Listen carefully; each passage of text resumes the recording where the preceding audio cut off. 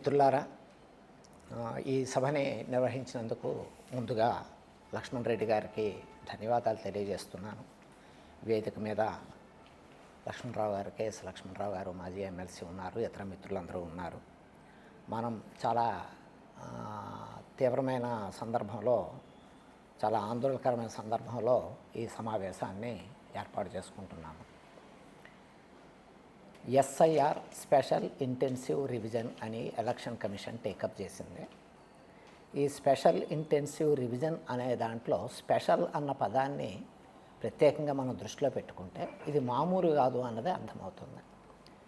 1950లో ఒక చట్టం వచ్చింది, రిజిస్ట్రేషన్ ఎట్లా చేసుకోవాలి ఓటర్లని. అందులో వాళ్ళు ఏమన్నారంటే ఎన్నికల జాబితాని, ఓటర్ల జాబితాని ఎన్నికల కమిషన్ రివిజన్ చేయొచ్చు. సాధారణంగా ఎప్పుడన్నా ఎన్నికలు జరుగుతున్నప్పుడు ఎన్నికల నోటిఫికేషన్ ఇచ్చిన తర్వాత ఆ నియోజకవర్గాల కొరకు, ఆ రాష్ట్రం కొరకు, లేకపోతే ఆ ప్రాంతం కొరకు వాళ్ళు రివిజన్ చేస్తారు. స్పెషల్గా ఎప్పుడు అంటే ఎన్నికలతో సంబంధం లేకుండా చేసేదే స్పెషల్ రివిజన్. అది ఎక్కడ చేయాలి అంటే 1950 చట్టంలో ఏం రాశారు అంటే, ఒక నియోజకవర్గంలో కానీ అందులో ఒక భాగంలో కానీ ఎన్నికల కమిషన్ కోరుకుంటే వాళ్ళు కారణం రాతపూర్వకంగా తెలియజేసి స్పెషల్ రివిజన్ చేయాలి అని చెప్పారు. దేశవ్యాప్తంగా మేము స్పెషల్ ఇంటెన్సివ్ రివిజన్ చేస్తాము అని ఎన్నికల కమిషన్ చేసిన ప్రకటన భారత రాజ్యాంగానికి వ్యతిరేకంగా ఉంది. ఇది భారత రాజ్యాంగం ప్రకారము 1950లో చేసిన ఓటర్ రిజిస్ట్రేషన్ పద్ధతులకు వ్యతిరేకంగా ఉంది, అందులో ఇచ్చిన ప్రొవిజన్స్కి వ్యతిరేకంగా ఉంది. 1960లో వచ్చిన రూల్స్ ఏవైతే ఉన్నాయో, రిజిస్ట్రేషన్ రూల్స్, పార్లమెంట్ చేసిన రూల్స్, దానికి వ్యతిరేకంగా ఉన్నాయి.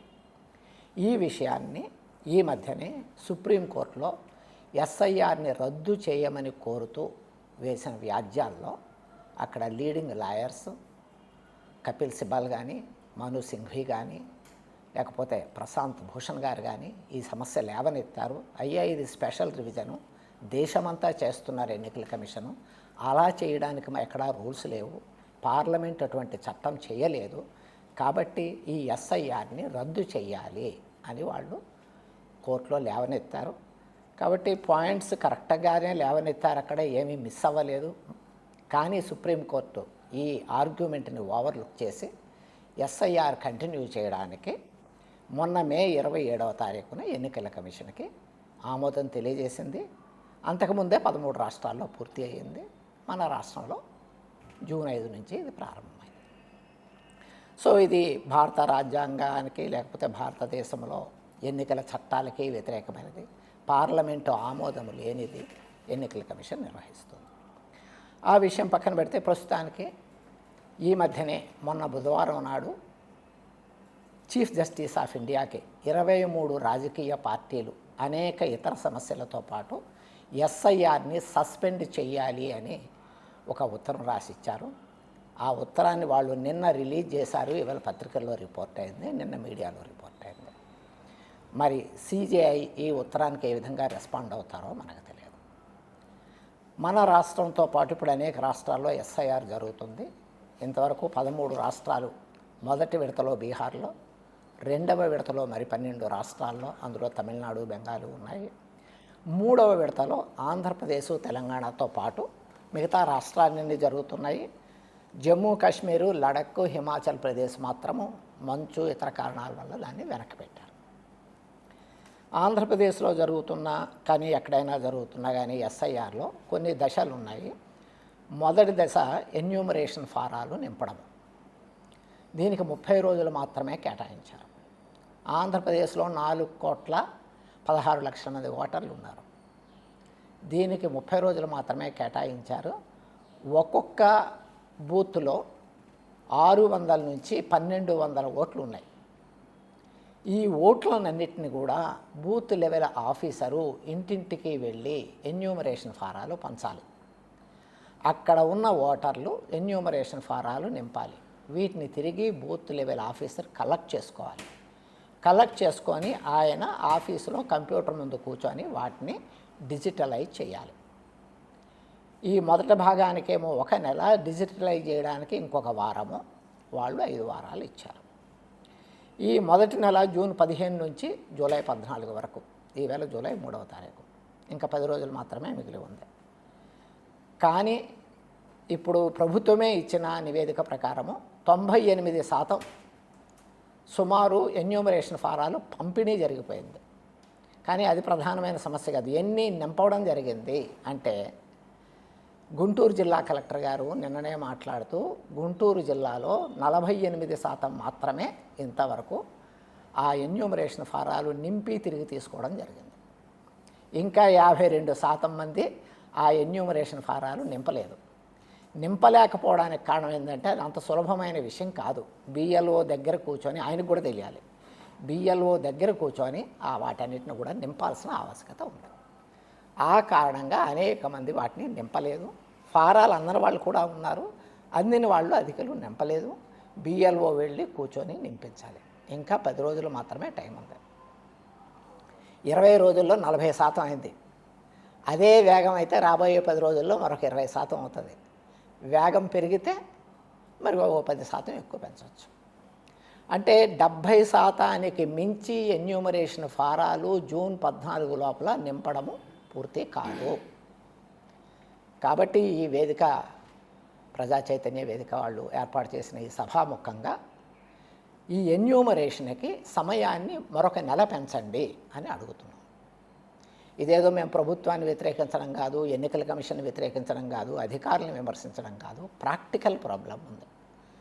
అటు బిఎల్ఓలు ఒత్తిడి ఎదుర్కొంటున్నారు, ఇటు ఓటర్లు కూడా ఒత్తిడి ఎదుర్కొంటున్నారు. ప్రాక్టికల్గా పని పూర్తి కావటం లేదు. ప్రాక్టికల్గా పని పూర్తి కావాలి అంటే ఇప్పటికైనా సరే రాష్ట్ర ప్రభుత్వం సహకారం చేయాలి. అవతల chief electoral officer CEO Andhra Pradesh, ఆయన ఎన్నికల కమిషన్తో మాట్లాడుకొని ఆంధ్రప్రదేశ్కి కనీసం ఎన్యూమరేషన్ ఫారాలు నింపడానికి మరొక నెల గడువుని అడిగి ఇప్పించుకోవాల్సిన ఆవశ్యకత ఉంది అని వారి దృష్టికి ఈ సభాపూర్వకంగా తీసుకొస్తున్నాం. ఇప్పుడు వాళ్ళు ఈ నెల పెంచకపోతే ఏమవుతుందంటే, రేపొద్దున్న జూలై 14 నుంచి జూలై 21 వరకు కంప్యూటర్లో ఎక్కిస్తారు. జూలై 21న వాళ్ళు ఒక డ్రాఫ్ట్ నివేదిక జాబితాని విడుదల చేస్తారు. ముసాయిదా ఓటర్ల జాబితాని విడుదల చేస్తారు 21న. అందులో ఏమవుతుంది, 40% పేర్లు ఉండవు. ఈ 40% పేర్లు ఉండని వాళ్ళు ఎవరైతే ఉన్నారో వాళ్ళు ప్రతి అసెంబ్లీ నియోజకవర్గంలో వేల సంఖ్యలో, కొన్ని దగ్గర లక్షల సంఖ్యలో ఉండే అవకాశం ఉంది. వీళ్ళందరూ ఈఆర్ఓ దగ్గరికి వెళ్తారు. ఎలక్టరల్ రిజిస్ట్రేషన్ ఆఫీసర్ అని అసెంబ్లీకి ఒక ఆయన ఉంటాడు. ఆయన దగ్గరికి వాళ్ళు మా ఓటు లేదు అని క్లెయిమ్ అంటారని క్లెయిమ్ చేయడానికి వాళ్ళు వెళ్తారు. అప్పుడు వాళ్ళు కొన్ని పత్రాలు, అధికారిక ధృవీకరణ పత్రాలు తీసుకొని పోవాలి. అదొక వేరే సమస్య పూర్తిగా. వాళ్ళ దగ్గర ధృవీకరణ పత్రాలు ఉన్నా కూడా ఎన్నికల కమిషన్ 12 సూచించింది. ఆ ధృవీకరణ పత్రాలు అందులో కొన్ని వాళ్ళ దగ్గర ఉన్నా కూడా అవి తీసుకొని వాళ్ళు ఎప్పుడైతే ఈఆర్ఓ దగ్గరికి వెళ్తారో, ఒక నెల కాలంలో 30,000 మంది ఒక ఈఆర్ఓ దగ్గరకు వచ్చారనుకుందాం. అది నేను కనీస సంఖ్య అనుకుంటున్నాను. రోజుకి 1000 మంది వస్తారు ఆదివారాలతో కలిపి. ఆ ఈఆర్ఓ, అసెంబ్లీ లెవెల్లో ఉండే ఈఆర్ఓ రోజుకి 1000 క్లెయిములు రిజాల్వ్ చేయగలరు. అంటే అందరూ కోఆపరేటివ్గా ఉన్నారు, ఓటర్లు కోఆపరేటివ్గా ఉన్నారు, అధికారులు కోఆపరేటివ్గా ఉన్నారు, అంతా ఎక్కడ ఏమీ వేరే ఘర్షణలు ఏమీ లేవు. కానీ ప్రాక్టికల్గా రోజుకి 1000 క్లెయిములు క్లియర్ చేయగలరా? కాబట్టి మేమేం సలహా ఇస్తున్నామంటే, క్లెయిముల సంఖ్య వచ్చే నెల మీరు తగ్గించాలంటే ఇప్పుడు ఎన్యూమరేషన్ ఫారాలు నింపే కాలాన్ని డబల్ చేయండి, మరొక్క నెల ఇవ్వండి కనీసము. ఆ విధంగా అయితే ఎన్యూమరేషన్ ఫారాలు 90% వరకు కూడా కరెక్ట్గా నింపబడతాయి. ఆ 10% ఏమన్నా ఉండిపోతే అప్పుడు మీరు క్లెయిముల పీరియడ్లు చేయొచ్చు. అన్నీ నింపిన వివిధ కారణాల వల్ల అనేక ఎన్యూమరేషన్ ఫామ్స్ రిజెక్షన్కి గురవుతాయి. ఆ రిజెక్షన్కి గురి అయిన వాటికే ఒక నెల చాలదు. ఎన్యూమరేషన్ ఫారాలు నింపడానికే టైం చాలకపోతే వచ్చేసారి అది తీవ్రమైన సమస్యగా మారుతుంది. కాబట్టి దీన్ని ఒక ప్రాక్టికల్ ప్రాబ్లంగా తీసుకొని వాళ్ళు చేయాల్సిన ఆవశ్యకత ఉంది. సరే, నిన్న కలెక్టర్ గారు మాట్లాడుతూ ఏదది ఆధార్ కార్డు ఉంటే సరిపోతుంది, ఆధార్ కార్డు జిరాక్స్ మీ ఎన్యూమరేషన్ ఫారంతో జోడించండి అన్నారు. అది తప్పకుండా ఆహ్వానించదగ్గ విషయము. ఎందుకంటే అత్యధికుల దగ్గర ఆధార్ కార్డు ఉంది. ఎన్నికల కమిషన్ ముందు ఆధార్ కార్డు ఒప్పుకోకపోతే సుప్రీంకోర్టు తాలూకా ఆదేశాలతో అల్టిమేట్గా ఎన్నికల కమిషన్ ఆధార్ కార్డు ఒప్పుకుంది. కాబట్టి ఇప్పుడు ఆధార్ కార్డు అందరూ చూపించి ఎన్యూమరేషన్ ఫామ్తో పాటు ఈ ఎన్యూమరేషన్ ఫామ్ నింపడంలో వచ్చిన ప్రాబ్లం ఏమంటే 87 జూలై 1కి ముందు పుట్టిన వాళ్ళు వాళ్ళ డేట్ ఆఫ్ బర్త్ సర్టిఫికేట్ చూపిస్తే చాలు. అంటే డేట్ ఆఫ్ బర్త్ సర్టిఫికేట్ కాదు, డేట్ ఆఫ్ బర్త్ ఉన్న ఏదేని ప్రభుత్వం ఇచ్చిన సర్టిఫికేట్. అది స్కూల్ లీవింగ్ సర్టిఫికేట్లో ఉండొచ్చు, ఒక ప్రాపర్టీ సర్టిఫికేట్లో ఉండొచ్చు, క్యాస్ట్ సర్టిఫికేట్లో ఉండొచ్చు, ట్రైబల్ సర్టిఫికేట్లో ఉండొచ్చు. డేట్ ఆఫ్ బర్త్ దాని మీద ఉండాలి. 1987 జూలై 1కి ముందు పుట్టారు ఈ దేశంలో అంటే వాళ్ళందరూ ఈ దేశ పౌరుల కింద లెక్క, వాళ్ళందరికీ ఓటు ఇవ్వబడుతుంది. ఆ తర్వాత పుట్టిన వాళ్ళంతా ఏంటంటే ఆ ముందు పుట్టిన వాళ్ళ తాలూకా పిల్లలు, నేను ఆయన కొడుకుని, కూతుర్ని, మనవడిని, మనవరాల్ని అని వాళ్ళు ప్రొజెనీ రిలేషన్ని ఎస్టాబ్లిష్ చేయాల్సి వస్తుంది. దీనివల్లనే ఇలా చేయాల్సి వస్తుందని కూడా ఓటర్లకు తెలియదు, ఎప్పటికీ కూడా ఎలా చేయాలో అసలు తెలియదు. కాబట్టి ఆ ఎన్యూమరేషన్ ఫామ్లోని వాళ్ళ తాత పేరో తండ్రి పేరో ఆ వివరాలు, ఆ ఓటు వివరాలు ఎక్కించి 2002లో ఓటు ఉండాలి. 2002 అంటే నాకు కూడా 2002లో ఓటు ఉంటే ఇప్పుడు నా ఓటు నిలబడుతుంది. ఇప్పుడు ఓటర్ లిస్టులో ఉన్నంత మాత్రాన కాదు, ఇప్పుడు నా దగ్గర ఓటర్ కార్డు ఉన్నంత మాత్రాన కాదు. 2002లో నాకు ఏదో ఒక బూత్లో నియోజకవర్గంలో నా ఓటు ఉంటే ఆ ఓటు ఎక్స్ట్రాక్ట్ తీసి దాన్ని ఇప్పుడు ఎన్యూమరేషన్ ఫామ్లో నింపాలి. నా పిల్లలు, మనవలు దాన్నే ఉపయోగించుకొని వాళ్ళ ఎన్యూమరేషన్ ఫామ్స్లో కూడా నింపాలి. ఈ విషయము సాధారణంగా తెలియదు. కాబట్టి ఓటర్లు నింపలేకపోతున్నారు. ఈ పరిస్థితుల్లో ఈ ఎన్యూమరేషన్ ఫారాలకు కావాల్సిన సమయాన్ని పెంచాలని చాలామంది బిఎల్ఓలు ఇప్పుడు వాలంటీర్స్ ఉన్నారు, వాలంటీర్స్ మేము ఈ పని చేయమంటున్నారు, అంగన్వాడీలు ఉన్నారు, అంగన్వాడీలు మాకు పని టైం లేదు, మేము చేయలేమని వాళ్ళు అంటున్నారు. న్యాయమే వాళ్ళు అడగడం. కాబట్టి మరి వాళ్ళు పని చేయలేనప్పుడు వాళ్ళ పిల్లల్ని చూసుకోవాలి, అంగన్వాడీ వాళ్ళు గర్భిణీ స్త్రీలను చూసుకోవాలి. వాళ్ళని మీరు ఇళ్ళకి తిరిగి ఎన్యూమరేషన్ చేయించాలంటే వాళ్ళకి అయ్యే పని కాదు అది. కాబట్టి మనకు స్టాఫ్ కూడా తక్కువ ఉన్నారు కాబట్టి మరొక నెల పెంచడం ద్వారా ఈ బూత్ లెవెల్ ఆఫీసర్సు నిమ్మళంగా పనిచేయగలుగుతారు. వాళ్ళ మీద పని ఒత్తిడి పెంచుతున్న కొద్దీ వాళ్ళు చేసే తప్పులు పెరుగుతున్నాయి. ఈ విషయాన్ని గవర్నమెంట్ దృష్టిలో పెట్టుకోవాలి. ఈ పని ఒత్తిడి అనేది ఎంత స్థాయిలో వచ్చిందంటే బీహార్లో, బెంగాల్లో, యూపీలో బిఎల్ఓలు ఆత్మహత్యలు చేసుకున్నారు. ఇంతవరకు మన రాష్ట్రంలో అట్లాంటిది జరగలేదు, చాలా సంతోషము. కానీ ఆందోళన ఏమిటంటే ఇప్పుడు కానీ ఈ టైం ఎక్స్టెండ్ చెయ్యకపోతే రేపు క్లెయిములు పీరియడ్లోని ఇటు ఓటర్లు, మధ్యలో ఉన్న ఏఈఆర్ఓ, పైన ఉన్న ఈఆర్ఓ అందరూ కూడా తీవ్రమైన ఆందోళనకు గురవుతారు. అప్పుడు ఏం జరుగుతాయో కూడా మనం చెప్పలేము. అది పొలిటికల్ ఘర్షణలు కూడా దారితీసే. నా ఓటు లేకపోతే నేను ఊరుకోలేను కదా, 10 మందిని సమీకరించి నేను వెళ్ళినప్పుడు ఎటువంటి ఘర్షణలు జరుగుతాయో మనం చెప్పలేము. కాబట్టి రేపొద్దున క్లెయిముల పీరియడ్ ప్రశాంతంగా సాగాలి అంటే ఎన్యూమరేషన్ పీరియడ్ని ఎక్స్టెండ్ చేయాలి. దీన్ని మరింత విజయవంతంగా చేయాలని ప్రభుత్వాన్ని కోరుతున్నాం. జాతీయ ఎలక్షన్ కమిషన్ గత సంవత్సరం నుంచి భారతదేశంలో స్పెషల్ ఇంటెన్సివ్ రివిజన్ ప్రవేశపెట్టింది. వాస్తవంగా ఇది ప్రజాస్వామ్యానికి విరుద్ధం. ఎందుకంటే ప్రజాస్వామ్యంలో కీలకం ఎన్నికలు. ఆ ఎన్నికలకి కీలకం ఓటర్ల జాబితాలు. అర్హత కలిగినటువంటి ప్రతి ఓటరు కూడా ఓటర్ల జాబితాలో ఉండాలి. డాక్టర్ అంబేద్కర్ ఒక మాట చెప్పాడు, ఒక మనిషి, ఒక ఓటు, ఒక విలువ అన్నాడు. ఓటు ద్వారా మాత్రమే మనిషికి విలువ లభిస్తుంది. అదానికున్న అదే విలువ ఓటు, ఒక దళితుడికున్న అదే విలువ. కానీ అలాంటి ఓట్లని తొలగించడానికి ఈ ప్రక్రియ ప్రారంభించింది ఎలక్షన్ కమిషన్ గత సంవత్సరం. ఇప్పటికే భారతదేశంలో 6 కోట్ల వరకు ఓట్లను తొలగించారనేది మనకున్నటువంటి సమాచారం. బీహార్లో సుమారుగా 67 లక్షల ఓట్లు, 7.7% తొలగించారు. అలా బెంగాల్లో లక్షలాది ఓట్లు తొలగించారు. మహారాష్ట్రలో 22 లక్షల ఓట్లు తొలగించారు. ఇది ఒక భాగం. రెండో భాగంలో ప్రస్తుతం కొన్ని రాష్ట్రాలు, ముఖ్యంగా ఆంధ్రప్రదేశ్, తెలంగాణలో ప్రక్రియ ప్రారంభమైంది. ఇక్కడ ఈ పత్రికా సమావేశం ద్వారా, ఈ మీడియా సమావేశం ద్వారా మేము డిమాండ్ చేస్తున్న విషయం ఏంటంటే ఆంధ్రప్రదేశ్లో జరుగుతున్నటువంటి ఈ స్పెషల్ ఇంటెన్సివ్ రివిజన్ ప్రక్రియ జూలై 14 వరకు సమయాన్ని ఇచ్చారు. ఈ జూలై 14 వరకు జరిగేటటువంటి ఈ ప్రక్రియలో ఎన్యూమరేషన్ ఫారాలు అంటే ఓటర్ల నమోదు ఫారాలు ఇప్పటికి 98% పంపిణీ చేశారు. బిఎల్ఓలు అంటే బూత్ లెవెల్ ఆఫీసర్లు 98% పంపిణీ చేశారు. కానీ వాటిల్లో ఇప్పటికీ అనేక జిల్లాల సమాచారాన్ని మనం చూస్తే సుమారు 40% మాత్రమే తిరిగి వచ్చింది. గుంటూరు లాంటి జిల్లాలో 48% మాత్రమే తిరిగి వచ్చింది. అంటే ఇంకా 10 రోజుల సమయం మాత్రమే మిగిలి ఉంది. ఈ 10 రోజుల్లో మహా వస్తే ఇంకో 30% రావచ్చు. అంటే ఇంకా 30% రాకుండా అయిపోదు. కాబట్టి ఈరోజు ఈ మీడియా సమావేశంలో మేము డిమాండ్ చేస్తుంది అందరం కూడా ఆంధ్రప్రదేశ్లో సర్ ప్రక్రియకు సంబంధించి ఈ ఎన్యూమరేషన్ ప్రక్రియకు సంబంధించి ఇంకో 4 రోజులు గడువు పెంచాలి. జూలై 14 నుంచి కనీసం ఆగస్టు 14 దాకా పెంచాలి. అలా అయితేనే ఓటర్లు అందరూ కూడా వాళ్ళు ఈ ప్రక్రియలో భాగస్వాములై తమ పేర్లు నమోదు చేసుకోవడానికి అవకాశం ఉంటుంది. ఒక 4 రోజులు ఇప్పుడు ఎన్నికలు ఏం దగ్గరలో లేవు. ఒక 4 రోజులు పెంచితే ఎలక్షన్ కమిషన్కి వచ్చే నష్టం కూడా ఏం లేదు. వాళ్ళు హడావిడిగా చేయాల్సినటువంటి అవసరం కూడా ఏం లేదు. 4 రోజుల్లోనే అయిపోవాలని రాజ్యాంగ సిద్ధాంతం అది.